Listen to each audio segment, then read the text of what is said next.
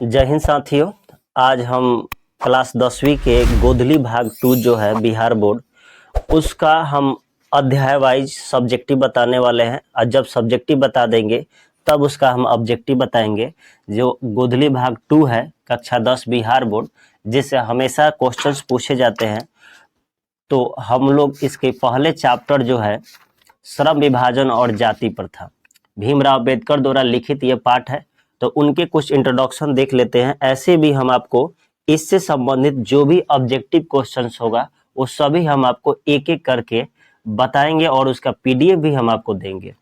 यहाँ पर लिखा है बाबा साहेब भीमराव अंबेडकर का जन्म जो हुआ 14 अप्रैल 1891 ईस्वी में महू मध्य प्रदेश में हुआ था। और उन जो वो परिवार थे ये दलित परिवार से आते थे। तो इस तरह क्वेश्चंस जो भी ऑब्जेक्टिव्स होंगे उनका निधन दिया है यहाँ पर दिसंबर 1956, और उनकी प्रमुख रचनाएं भी यहाँ पर दी गई है। यहाँ पर द कास्ट इन इंडिया हो गया, यहाँ पर देयर मैकेनिज हो गया, ये सभी जो हुआ सुधराज है, ये सभी क्वेश्चंस जो पूछे जाते हैं हम आपको इसके ऑब्जेक्टिव पीडीएफ भी आपको देंगे और बताने वाले हैं। तो आज का मेरा टॉपिक होगा कि ये जो चैप्टर है श्रम विभाजन और जाति प्रथा, इसमें जो कही गई बातें हैं ये भीमराव अंबेडकर द्वारा लिखित है बातें। और ये बात करें कि कौन सी विद्या है, तो ये ललित निबंध है। ठीक है, ललित निबंध होने के चलते यह पाठ जो है ये निबंध है, और निबंध में किसी एक ही बात पर चर्चा की जाती है। तो इसके कुछ मोस्ट इंपॉर्टेंट क्वेश्चंस है जो आपको सब्जेक्टिव बताने वाले हैं। जैसे पहला क्वेश्चन है कि लेखक किस विडंबना की बात करते हैं। इसमें से 8 क्वेश्चंस है, जो 7 क्वेश्चन इसमें मोस्ट इंपॉर्टेंट है, जो हर एक साल कभी ना कभी या तो प्रथम पाली या द्वितीय पाली में पूछे जाते हैं। तो हम आपको अब उस क्वेश्चन आंसर कराते हैं और उसमें समझाते हैं।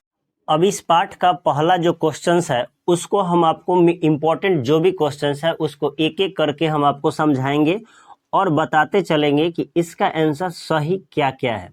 देखिए पहला क्वेश्चन जो है, लेखक किस विडंबना की बात करता है और विडंबना का स्वरूप क्या है। विडंबना मतलब होता है इस समाज की अचानक प्रथाएं क्या अभी तक बनी हुई। तो इसका आंसर आपको भी ऐसे ही लिखना है कि लेखक भीमराव अंबेडकर ने श्रम विभाजन, देखिएगा श्रम विभाजन और जाति प्रथा, इसको आप क्या कर सकते हैं, अंडरलाइन कर सकते हैं। श्रम विभाजन और जाति प्रथा है। शीर्षक निबंध में देखिए निबंध की बातें चर्चा कर दी गई है क्वेश्चंस में। यह कहा है कि इस युग में जातिवाद के पोषक यानी जातिवाद को मानने वाले की कमी नहीं है, और इसके पोषक यानी जो जातिवाद को मानते हैं वह कई आधार पर इसका समर्थन भी करते हैं कि जातिवाद सही है, जो विडंबना का रूप यही एक इस क्वेश्चन का किस विडंबना की बात की, तो मेन आंसर यही है कि इस युग में जातिवाद के पोषकों की कमी नहीं है, और इसके पोषक कई आधार पर इसका क्या करते हैं, समर्थन यानी साथ देते हैं। तो और विडंबना का स्वरूप क्या है, इसी क्वेश्चंस को आपको बताना है, और ये आपको सही आंसर दिए हैं। अब सेकंड क्वेश्चन है कि जातिवाद के पोषक उसके पक्ष में क्या तर्क देते हैं। पक्ष मतलब उसके विपरीत में अब क्या कहना चाहते हैं कि जो जातिवाद के पोषक हैं, जो जातिवाद को मानते हैं। लेखक भीमराव अंबेडकर ने श्रम विभाजन और जाति प्रथा शीर्षक निबंध में जातिवाद के पोषकों के पक्ष में यानी जो जातिवाद को मानते हैं उसके पक्ष में तर्क देते हुए नहीं अपनी बात को कहते हुए कहा है कि आधुनिक सभ्य समाज के लिए, मतलब आज के जो वर्तमान समय चल रहा है, अगर उस सभ्य समाज की बात करें तो हमें कार्य कुशलता आवश्यक है। अब कार्य कुशलता का अर्थ क्या होता है, यानी जिस काम को जो करने वाले व्यक्ति है उसके कुशलता के आधार पर काम देना चाहिए, क्योंकि इससे बिना किसी काम को करने की कुशल योग्यता नहीं आ सकती है। अब मान लीजिए कि किसी व्यक्ति को उस काम करने में कुशल योग्यता है, तभी वो काम अच्छे से कर पाएगा, अन्यथा नहीं कर पाएगा। ये भीमराव अंबेडकर का कहना है। और तीसरा क्वेश्चन है कि जातिवाद के पक्ष में दिए गए तर्कों पर लेखक की प्रमुख आपत्तियां क्या है, यानी आपत्ति कहे तो यानी उनकी शिकायतें क्या है। यहाँ तो उन्होंने पक्ष में बताया कि कार्य कुशलता के आधार पर होना चाहिए, और यहाँ कह रहे हैं कि हमारी कुछ आपत्तियां भी है। तो आपत्ति क्या है कि लेखक भीमराव अम्बेडकर ने जातिवाद के पक्ष में दिए गए तर्कों पर अपनी आपत्ति रखते हुए कहा है कि यह जाति जो होती है ना, इस श्रम का अनुचित बंटवारा करती है, यानी ऊंच नीच करार दे देती है, नहीं करती, बल्कि श्रमिकों को भी ऊंच नीच के रूप में बांट देती है। जो व्यक्ति जातिवाद के आधार पर अगर काम करता है उसमें भी ऊंच और नीच के रूप में दिखाया जाता है, जिससे व्यक्ति निष्क्रिय हो जाता है, यानी वो मेंटली जो होता है वो निष्क्रिय हो जाता है, जिसके चलते वो सही से काम नहीं कर पाता है। तो ये 3 का क्वेश्चन का ये सही और सटीक आंसर हुआ। अब हम इसके बाद जो 4 है उसको हम समझा देते हैं। 3 और क्वेश्चंस है। इसमें जो चौथा क्वेश्चन है कि जाति भारतीय समाज में, जो भी भारत की समाज है उसमें श्रम विभाजन का, यानी जो कामों को बंटवारा किया है, देखिए श्रम मतलब काम, विभाजन मतलब बंटवारा का स्वाभाविक रूप क्यों नहीं कही जा सकती है। क्या यह स्वाभाविक है? तो स्वाभाविक बिल्कुल नहीं है। लेखक भीमराव अम्बेडकर ने श्रम विभाजन जो चैप्टर है और जाति प्रथा शीर्षक निबंध में कहा है कि जाति जो है भारतीय समाज में, जो हमारे भारतीय समाज है उसमें श्रम विभाजन का स्वाभाविक रूप इसलिए नहीं कही जा सकती क्योंकि ये मनुष्यों की रुचि, यानी जो मनुष्य इच्छा रखते हैं कि हमें कौन सा काम करना चाहिए, उस पर निर्भर नहीं करती है।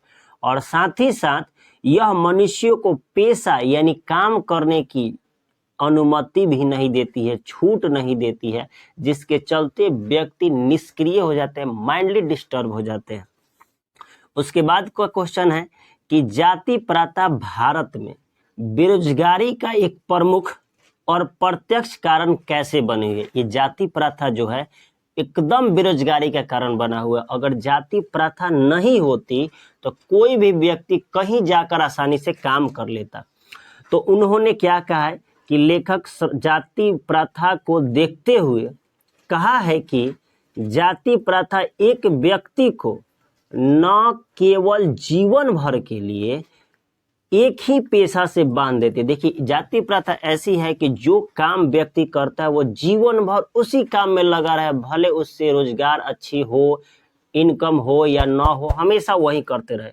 बल्कि विषम परिस्थिति का मतलब होता है कि मान लीजिए कि अचानक उसको जिस जाति में है उसको काम नहीं मिलता है तो चाहे कि दूसरा काम कर ले, तो वही विषम परिस्थितियां है, उसमें भी पेशा चुनने यानी जो काम करता है उसको चेंज करने की भी अनुमति नहीं देती है ये जाति प्रथा।